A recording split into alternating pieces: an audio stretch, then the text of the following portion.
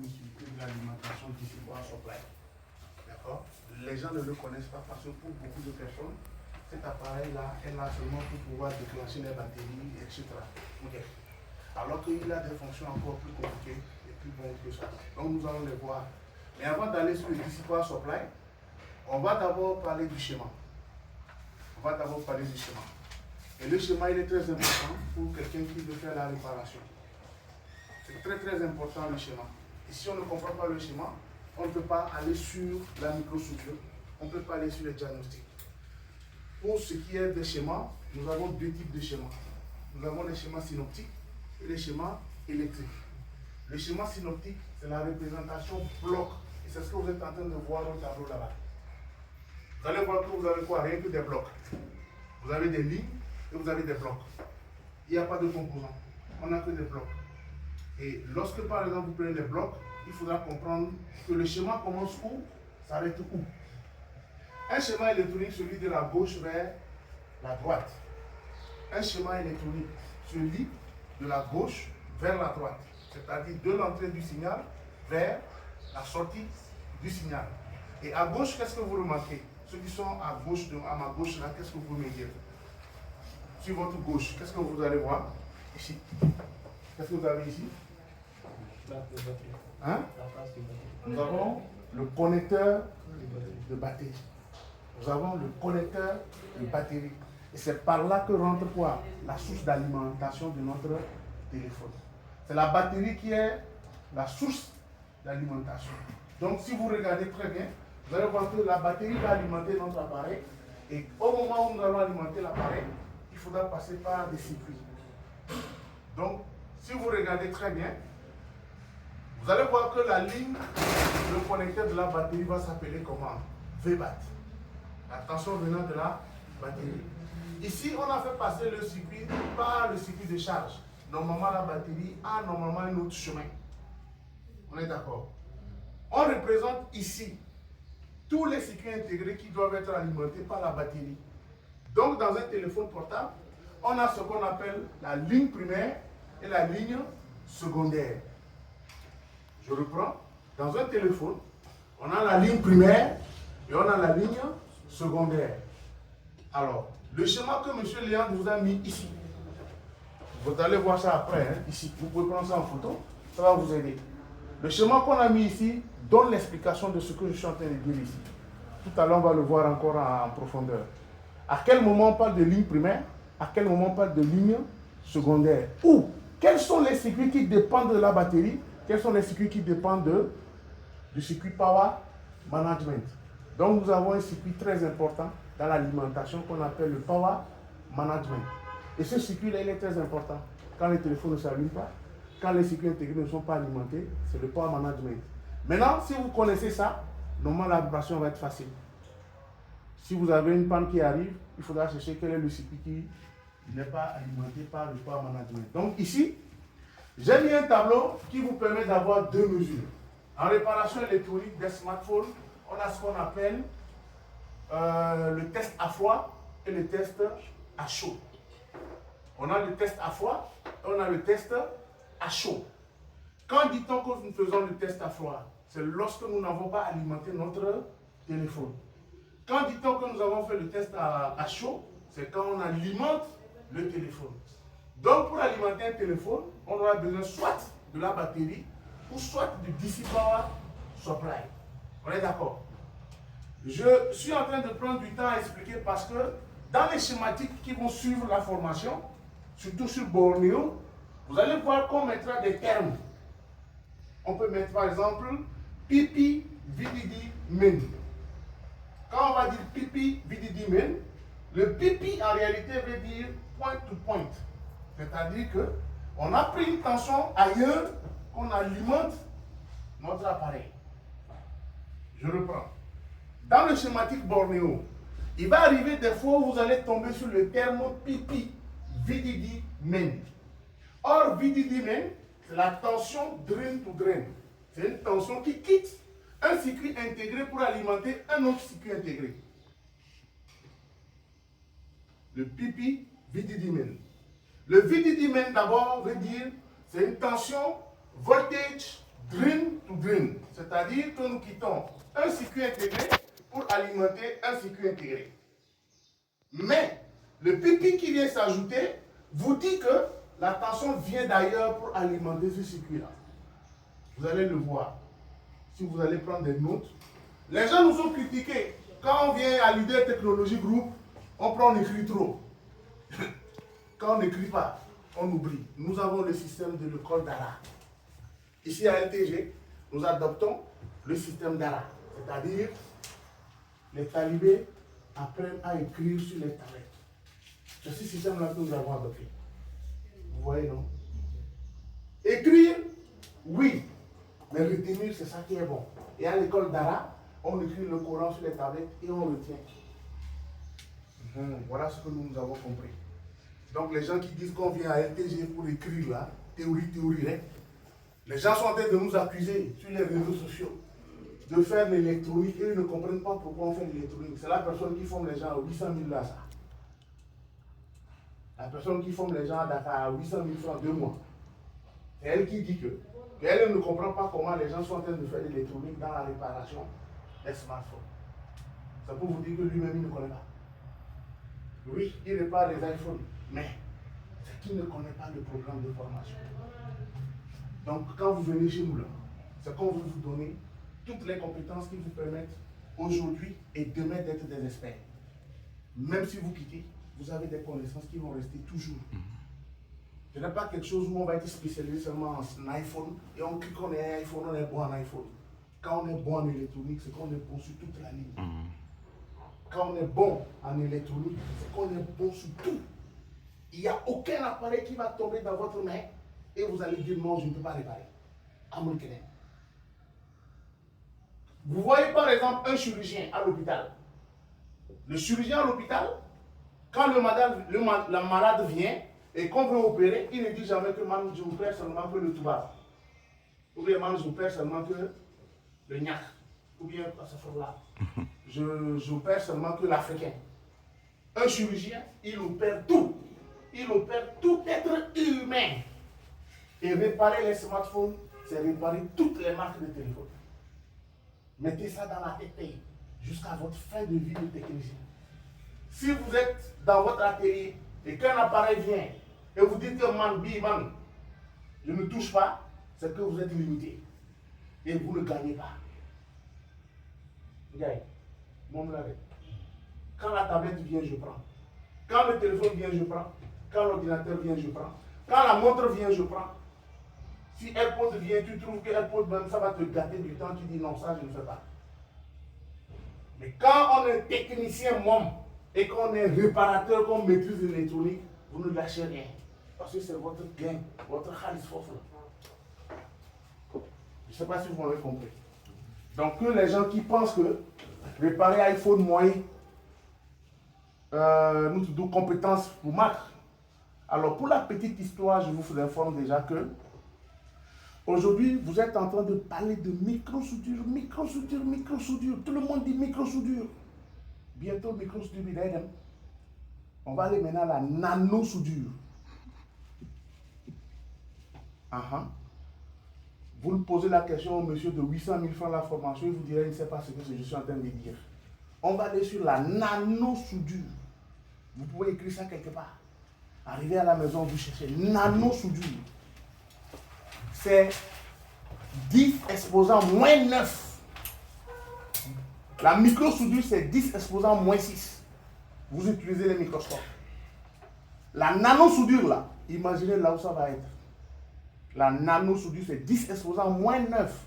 Ça veut dire que même microscope, vous le dites. On est en train d'aller à la nano-soudure. Et la nano-soudure, c'est un autre level. D'ailleurs, même iPhone aujourd'hui est en train de préparer même un système. On ne va même plus réparer les téléphones. Ça avait déjà commencé, ça fait déjà plus de 5 ans. Quand iPhone est en train de préparer ça, les clients ne viendront plus chez vous. Parce qu'ils ont des valises qu'ils ont préparées. Ou le client à la maison même peut réparer son écran. Donc c'est pourquoi on insiste aujourd'hui qu'il faut aller au-delà de remplacer écran, connecteur, batterie, arrière. Quelqu'un qui est là, qui répare seulement, qui ne fait que je ne sais que réparer que écran, connecteur de charge, batterie, coque, flash. Vous êtes limité. Il faut aller au-delà. Il faut aller à la microsoudure maintenant. Les équipements que vous voyez, il faut tout faire pour les acheter. C'est là où le sacrifice vient. Parce que si vous dites que je ne peux pas acheter ben microscope, je ne peux pas acheter un DC Power Supply, je ne peux pas acheter une station à air chaud, vous n'allez que faire seulement que quoi? La maintenance. Or, la maintenance même, l'IA aujourd'hui te dit de faire la maintenance à la maison. Donc, il y a des gens à la maison qui vont acheter des tournevis. Hein, il y a quelqu'un qui est venu, Nasser. On m'a appelé quand j'étais en voyage. Madame Nafi m'a appelé, m'a dit, Monsieur Dominique, il y a un client qui est venu avec un téléphone. On lui a dit qu'on va lui faire le diagnostic. Je me suis dit, vous n'avez pas pris ça. Nasser lui sait. Il dit que lui, on va lui faire la microsoudure.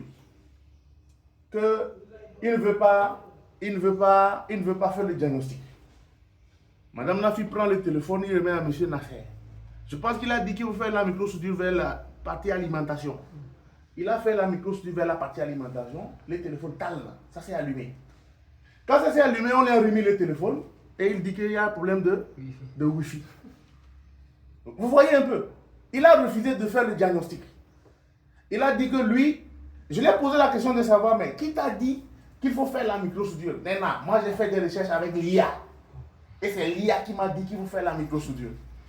Je lui ai dit, mais comme tu as refusé la microsoudure, tu as refusé le diagnostic, et que l'IA t'a dit que c'est la microsoudure, tu as dit au formateur de faire, au technicien de faire la microsoudure.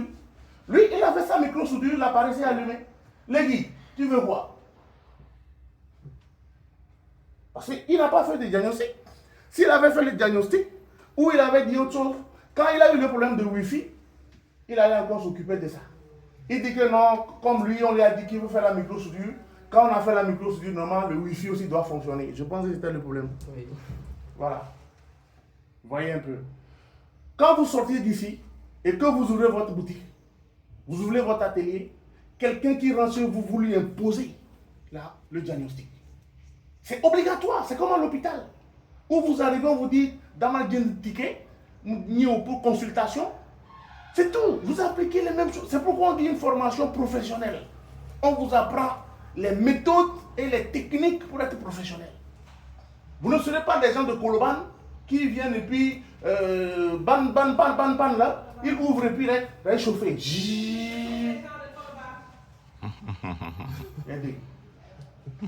Imposer le. Comment vous avez fait les fiches techniques de dépôt? On va vous montrer ça. Il y a la fiche technique de dépôt aussi qu'on va vous apprendre à faire, qui est très important. La fiche technique de dépôt. Les gars, aujourd'hui là, il faut dépasser la limite des gens de salle de vente à Koloban. Ce n'est pas parce que on va vous payer l'argent si je ne fais le diagnostic, vous m'en faites, il va te faire. Et il va revenir dernier parce que vous avez été quoi? Correct et professionnel. Donc voilà un peu ce que vous devez apprendre. Donc c'est comme ça que vous devez, dans la procédure de diagnostic, faire ce qu'on appelle le test à froid. Et ici, vous avez les deux valeurs, les deux couleurs qui vous parlent de la ligne primaire et de la ligne secondaire. On va faire d'abord le test au niveau de la ligne primaire et on va faire ensuite au niveau de la ligne secondaire un test de diagnostic. Le test de diagnostic, le test à froid dont nous parlons, il ne connaît pas ça. On va vous le montrer, comment on le fait. Et le pourquoi vous devez le faire. Parce qu'aujourd'hui, sur les 4 mers, tout ce que vous venez de voir ici, là, vous n'allez pas enlever les circuits intégrés au hasard. Vous allez les enlever parce que la panne provient de ce circuit intégré-là. Et c'est le test à froid qui le dit. Vous voyez un peu.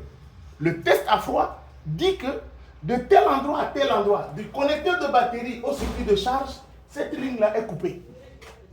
S'il n'y a pas de charge, c'est parce que cette ligne-là est coupée. Et quel est l'élément qui est concerné? C'est le circuit intégré.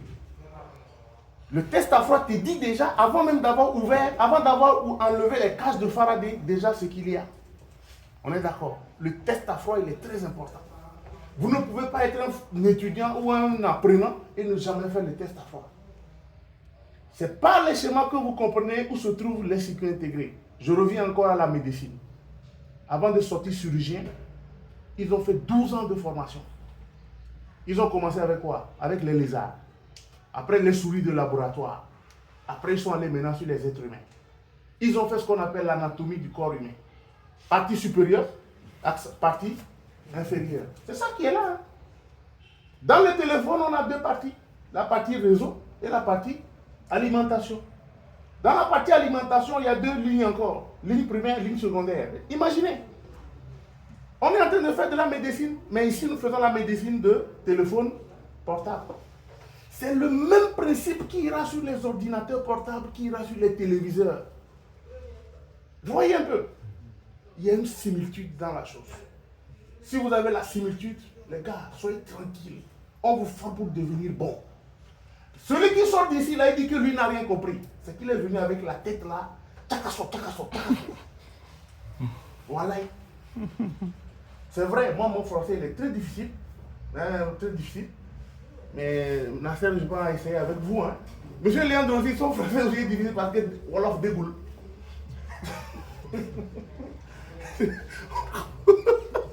On comprend pas Wolof. Donc, on comprend, hein, c'est de jang rek. Il faut qu'on apprenne. Et moi, je jang rek. Vous prenez ça comme ça. D'accord. Donc, quand je prends mon schéma, ici, par exemple, on vous dit, pour le test à froid, entre la ligne primaire, là et là, vous allez avoir quelle valeur? Une valeur qui est approximativement entre 300 et 700. Alors, le test à froid, en réalité, c'est un test qu'on fait avec le multimètre, mais qui n'a pas d'unité de mesure. Il n'a pas d'unité de mesure. Parce que vous ne trouverez pas ohm ni... Vous n'avez pas encore fait le multimètre. Vous avez fait le multimètre. D'accord. Le test à froid n'a pas d'unité de mesure.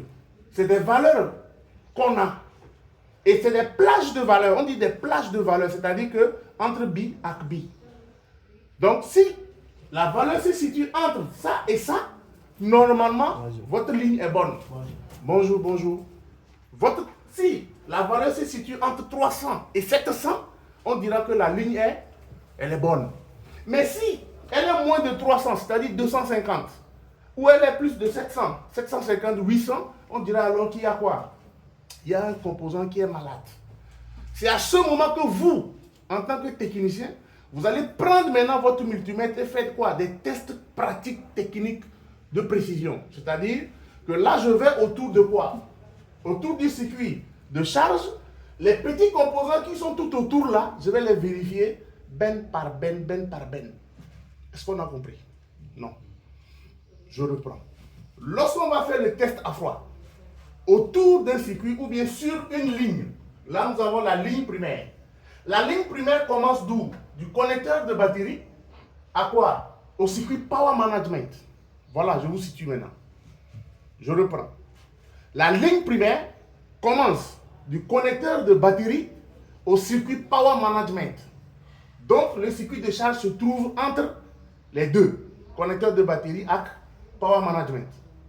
Si la valeur que vous faites, le test à froid, si la valeur est moins de 300 ou plus de 700, on dira alors que nous avons quoi? Une panne sur cette ligne-là. On va ouvrir le téléphone, on va enlever la cage de Faraday et maintenant on va commencer par faire des tests de précision.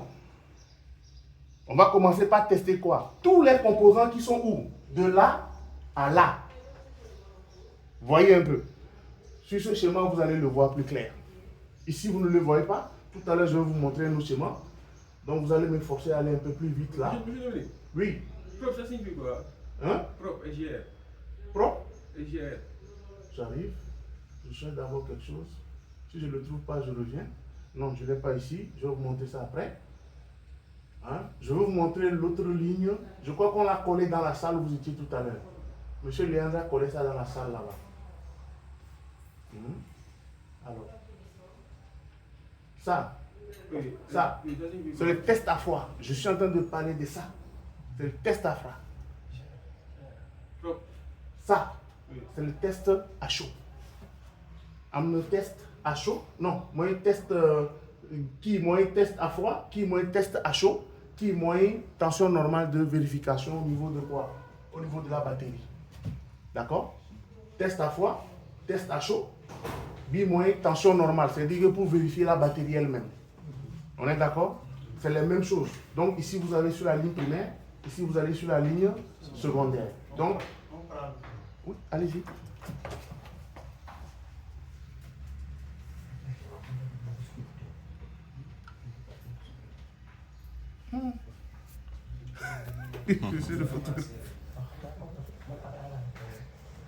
On peut y aller? Comment ça?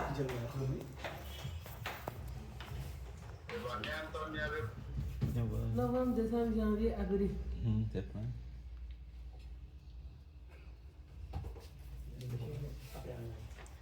C'est bon, on peut y aller?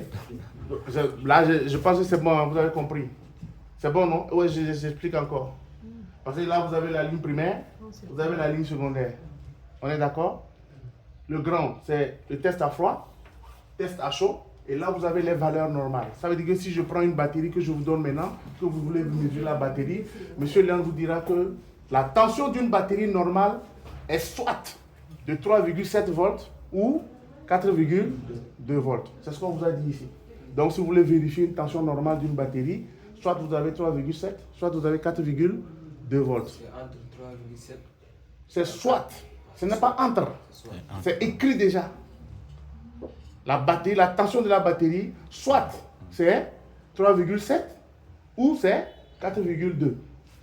Mais ce n'est pas une tension que vous allez mesurer qui va varier, quoi. Hein? On peut aller? On a compris. Monsieur Nicolas, vous avez quelque chose encore? Alors, ici, nous allons faire un peu les recommandations avant de se lancer dans la réparation des smartphones. Quelles sont les recommandations? Quelles sont les recommandations? Les recommandations, c'est dit qu'il faut d'abord avoir les principes de base. Les principes de base, c'est quoi? Les principes de base, il faut savoir qu'un smartphone est conçu pour fonctionner avec une source d'alimentation stable et contrôlée. Oui, la tension de la batterie est combien on a dit tout à l'heure? 3,7 ou 2. Elle est comment? Elle est stable, elle est contrôlée. Elle ne varie pas. Elle ne joue pas. Si elle varie, ça veut dire quoi? Qu'elle est en train de faire quoi? Elle est déchargée. Elle se décharge. Et c'est à ce moment que soit vous n'avez pas la tension ou le courant qu'il lui faut. Alors je vais vous expliquer maintenant rapidement ce que c'est que la tension et le courant. Qui peut me dire ce que la définition de la tension? Rapidement. Oui. La tension, c'est l'intensité. Le voltage. C'est la différence de potentiel. Allez-y. La quantité d'électrons qui parcourent un fil. Oui, c'est quoi? Dites-moi, c'est deux choses. La tension. Qu'est-ce que c'est que la tension? C'est l'intensité de l'électron. Non. Non, C'est quoi la tension? La tension, c'est quoi? La tension, c'est comme le débit. C'est comme le débit. C'est comme les débits. Attention. La tension. C'est la différence de potentiel, comme Omar a dit. Mais plus à l'aise. Un client qui vient chez vous, qui vous dit, c'est ma batterie d'iWatch. Vous devez lui expliquer ce que c'est que la tension. Parce qu'il lui faut ça avant que la batterie ne fonctionne. Il faut ça avant que la batterie ne fonctionne. Il faut lui expliquer. Vous avez un frère, un petit frère qui est à la maison. Vous lui dites que je fais la réparation électronique. Et généralement, quand vous prenez votre multimètre, c'est ce que vous mesurez. C'est quoi vous mesurez? Oui. La tension, on va mesurer la tension. On va mesurer la tension. C'est quoi la tension maintenant? Il te demande c'est quoi la tension. C'est le courant qui vient à partir de la pile. Ok. Oui. La tension, c'est l'intensité du courant. Non. Oui, les gens. Vous voyez que je vous coince, hein? Matin là, je viens et puis moi je vous coince. C'est deux choses. Quand on parle de l'électricité, quand nous parlons de l'électricité, je reviens là.